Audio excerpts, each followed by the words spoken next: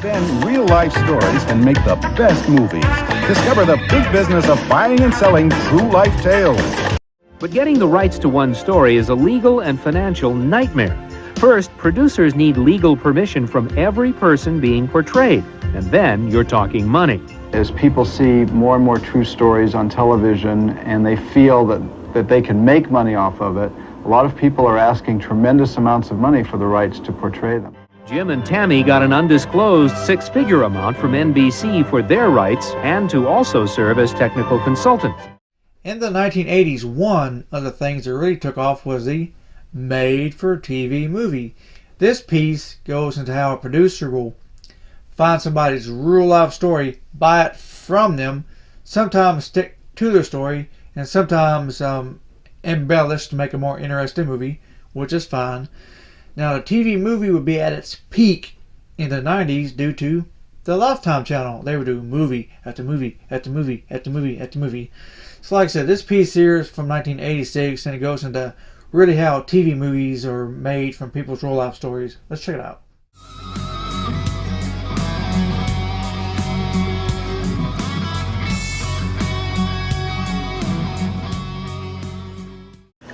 Coming up, buying and selling real-life stories.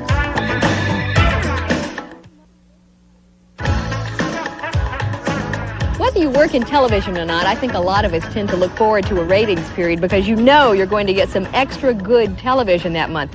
This month alone, you've seen the true story of Aristotle Onassis. You've seen the true story of a flight attendant who became a hostage heroine and other true stories because the networks have discovered that they are ratings winners. And the battle to win the rights to those stories can be pretty ferocious. Jim and Tammy Bakker's fall from grace. The slashing of model Marla Hanson. The Donna Rice story. What do all these newsmakers have in common? Their stories will soon hit your TV screen as docudramas, or better known as made-for-TV movies. Whatever is in the news that sounds to you or anybody watching this like it might be a good television movie, you can assume that 30 to 50 producers are off trying to get it. Independent producer Arnold Shapiro should know. He buys the rights to real-life stories and turns them into money-making TV movies. His first and most famous was The Burning Bed in 1984, the story of the fiery death of Mickey Hughes at the hands of his abused wife Francine, played by Farrah Fawcett. I told you not to go in town without me. Shapiro tracked down the real-life Hughes family in rural Michigan to persuade them to sell their rights, and it wasn't easy. They didn't know why they should do this, why it was in their best interest. And what I had to wind up doing was pointing out that if I didn't make this film, somebody else was going to. It was just too important and too hot a story. And I finally won their confidence, spent a lot of time with them, eating with them, talking with them, and I did come back from Michigan 2 weeks later with a signed release form of every major person in The Burning Bed. Shapiro's tenacity paid off, and The Burning Bed went on to become the third highest rated TV movie of all time. Just for historical context, I looked up the movie's status today, and I found out it is the 17th highest rated TV movie, and it's still, get this, still NBC's highest rated television movie.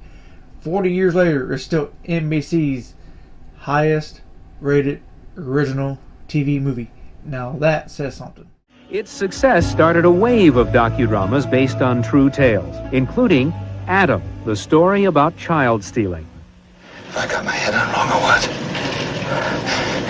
The FBI will go after stolen cars in this country, but they won't search for my son. Yes. Fatal Vision, the army doctor accused of brutally killing his wife and 2 children. And Mafia Princess, the true story of Antoinette Giancana's stormy relationship with her father, ex-mafia boss Sam Giancana. Almost a third of all movies made for TV are based on fact. But why do real-life stories make good TV? NBC's Vice President of Motion Pictures for Television, Tony Masucci. Truth is stranger than fiction.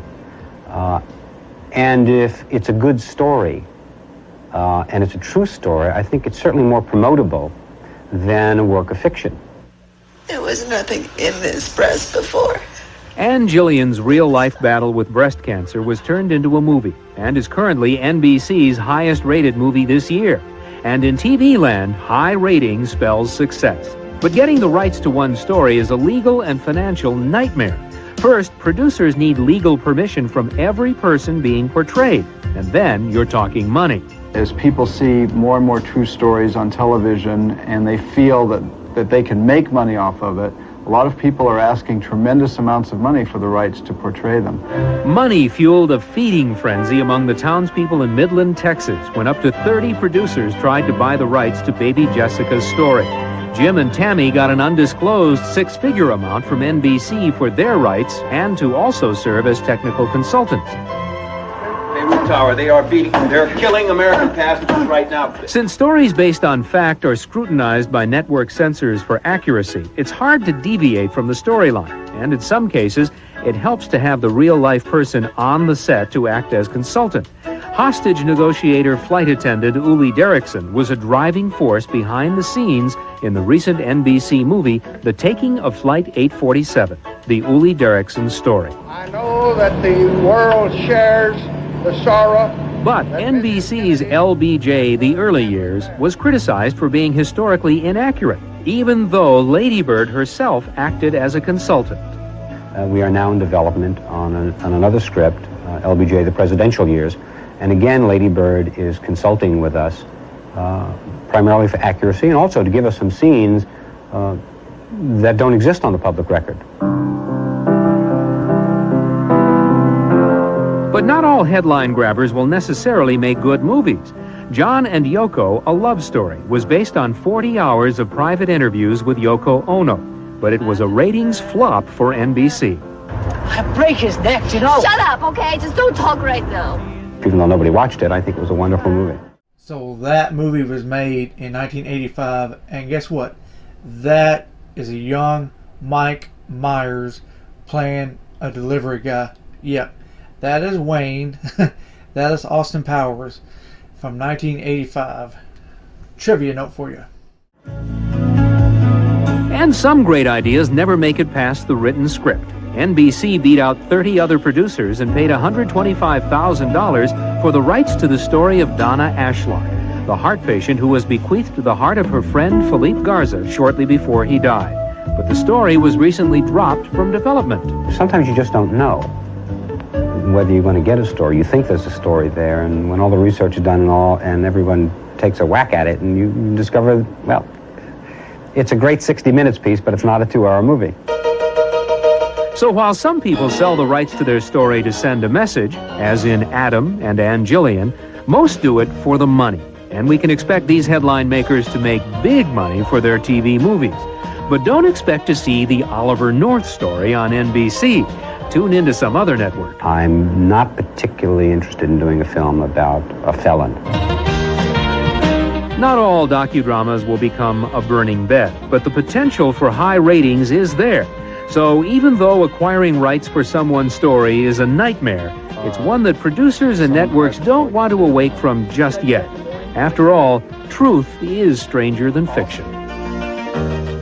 Well, some of the television movies have ended up being almost as controversial as the real stories themselves. You may remember last fall, The Billionaire Boys Club was all about a money scheme that ended in murder. At the time of the broadcast, several of the defendants had not even been tried for their deeds, and their lawyers tried unsuccessfully to stop the broadcast.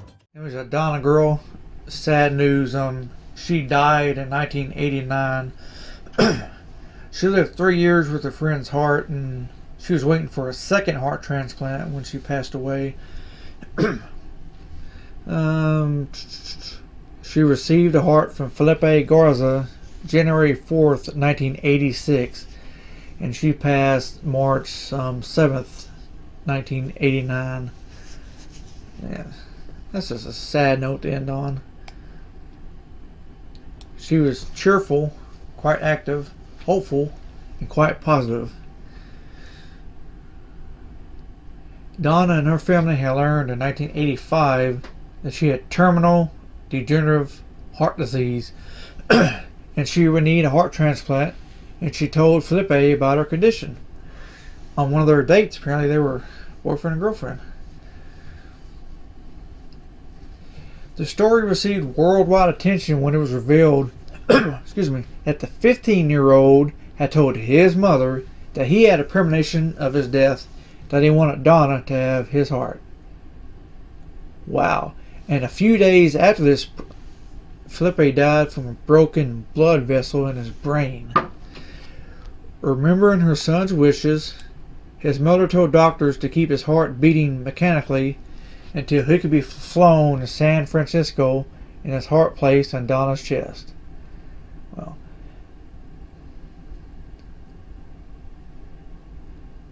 everything seemed to go smoothly.